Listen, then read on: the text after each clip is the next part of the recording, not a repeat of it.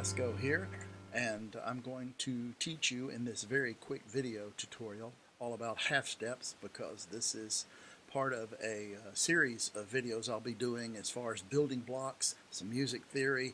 So if you don't read music, this will give you a good push in that direction, but I really think it will be helpful to you as you learn to improvise and play, because my approach to improvisation is really based on just basic harmony, which begins with the scale. And to build a scale, you've got to understand intervals, and to understand intervals, we're going to begin at the very beginning with half steps and whole steps. So we start at square one, and that's the half step. The half step on a piano is merely the distance between two notes with no note in between. So for example, if I play this C and then play the black key immediately to the right, which is a C sharp or a D flat, that's a half step.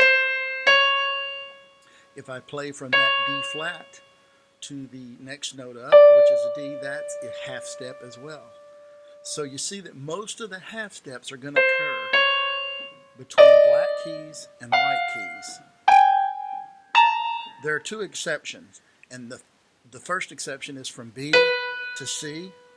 Those are two white keys, but there's no note in between, so that's a half step. And then the next exception is from E to F. Again, there's no note in between. So that's it. The half step is just from one note to the very next note. That's a series of half steps. All right, so what I'd like to do right now is just to play a few examples of how half steps are used in music so that you can get a good idea of how it sounds. And the first thing I'd like to start with would be Für Elise, which is by Beethoven, actually. You've heard this song 100 times, I'm willing to bet, and it goes like this. And just watch the keyboard at the bottom of your screen, and I'll put the music up here at the top.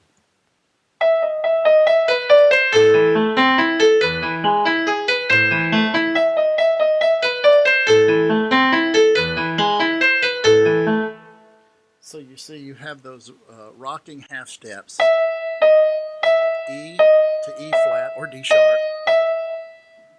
All right, so next I'm going to play Flight of the Bumblebee, and I'll do it at half speed first so that you can kind of get the idea, because Flight of the Bumblebee is just the chromatic scale, which is chromatic means by half steps.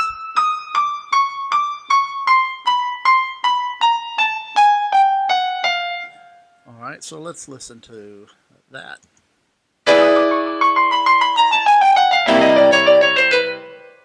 All right, now I'm going to play it up to speed. This is so if you've ever heard that before, you'll just know that that is all based on half steps. The third example I'm going to play for you is from Chopin, and it's his Etude 25, number 25, I'm sorry. Opus 25, number 25. I'll get that said right. All right, and again, I'm going to play it slower at the beginning so that you can hear it. This is often called his wrong note etude, because the half steps, it almost sounds like playing wrong notes.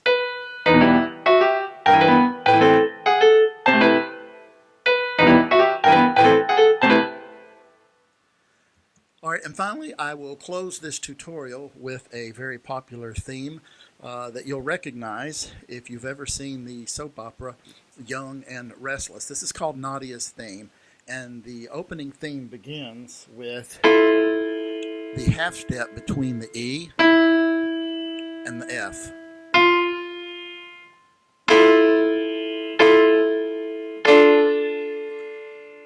That tension, that half step gives it that tension. So let's listen to that.